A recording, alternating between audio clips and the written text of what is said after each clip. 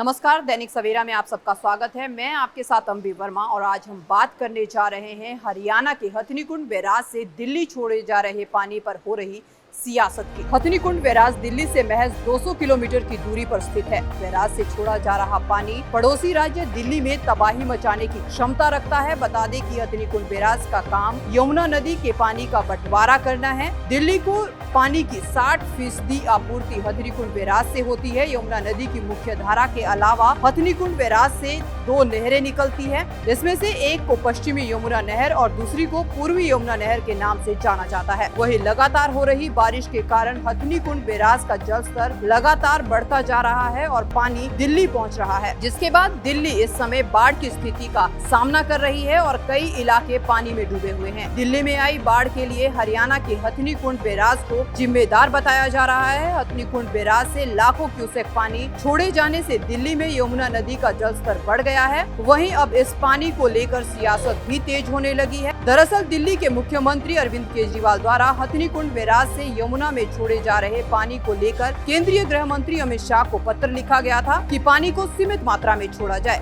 जिस पर हरियाणा सरकार ने भी पलटवार किया था। तो वहीं अब इस मुद्दे को लेकर आम आदमी पार्टी के नेता अनुराग ढांडा ने प्रेस वार्ता कर भाजपा सरकार पर निशाना साधा और दिल्ली में बन रही बाढ़ जैसी स्थिति के लिए भाजपा सरकार को जिम्मेदार ठहराया।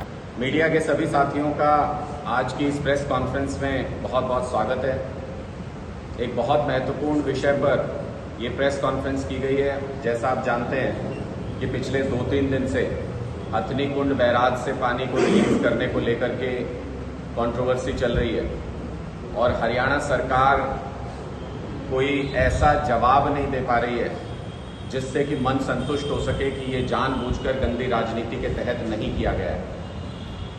कल जिस तरीके से दिल्ली में भी आम आदमी पार्टी की सरकार ने सारे डेटा के साथ, सारे पॉइंट्स के साथ बाकायदा ये लिस्ट जारी की कि 9 से 13 तारीख के बीच हथनीकुंड बैराज से न ईस्टर्न कैनाल में न वेस्टर्न कैनाल में एक बूंद पानी भी रिलीज नहीं किया गया। सारा पानी दिल्ली की तरफ रिलीज किया गया, छोड़ा गया। बीजेपी के कई प्रवक्ताओं ने और हरियाणा सरकार की तरफ से भी तकनीकी ज्ञान देने की कोशिश की गई कि 1 लाख क्यूसेक से ज़्यादा पानी होता है तो दोनों नहरों में छोड़ा नहीं जा सकता।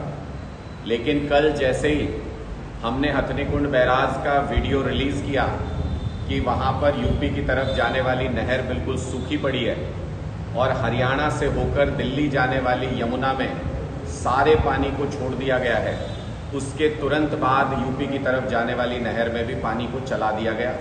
ये अपने आप में जितने तर्क भारतीय जनता पार्टी और हरियाणा की सरकार देती है उन सबको नेस्तो नाबूद कर देता है। अपने आप में ये बात बताती है कि कहीं ना कहीं भारतीय जनता पार्टी दिल्ली से आम आदमी पार्टी की सरकार से अपनी दुश्मनी निकालना चाहती थी, लेकिन उसके चक्कर में हरियाणा के मुख्यमंत्री ने, हरियाणा की सरकार ने हरियाणा के ही हजारों लाखों लोगों को बाढ़ की आपदा में धकेल दिया। इस साजिश से पहले जो लग रहा था कि ये दिल्ली के खिलाफ की गई साजिश है, उस साजिश से हरियाणा के भी सैकड़ों गांव का नुकसान हुआ है। हरियाणा में अगर हम देखें तो कुल मिलाकर के हरियाणा में 13 जिलों में 982 गांव हैं जो इस वक्त बाढ़ की चपेट में हैं, जहां पर पानी घुसा हुआ है, जो डूबे हुए हैं।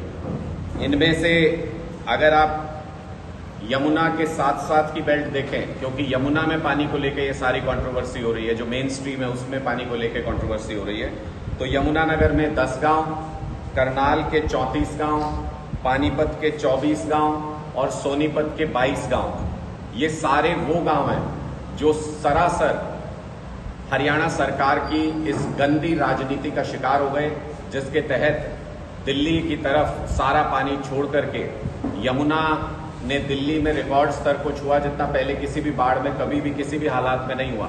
208.66 इस लेवल पे यमुना चली गई, जो इतिहास में कभी हुआ नहीं।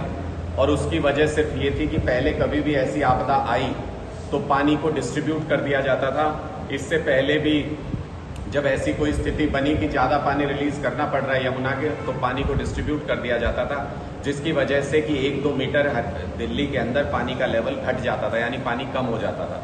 उसकी वजह से तटबंध टूटने की स्थिति भी नहीं आती थी। जो कि करनाल के अंदर तटबंध तो दिल्ली को डुबोने की भारतीय जनता पार्टी की सरकार की साजिश के चलते वहां पर पानी ज्यादा छोड़ा गया, जिसकी वजह से हरियाणा में भी सैकड़ों गांव के अंदर नुकसान हुआ। मैं इसके साथ साथ एक दूसरा सवाल खड़ा करना चाहता हूं, जो हरियाणा सरकार की तैयारियों को लेकर के है। करनाल में 3 जगह ऐसी हैं जहां पे तटबंध टूटा। करनाल से पानीपत के बीच में 2 जगह ऐसी हैं जहां पे तटबंध टूटा यमुना का।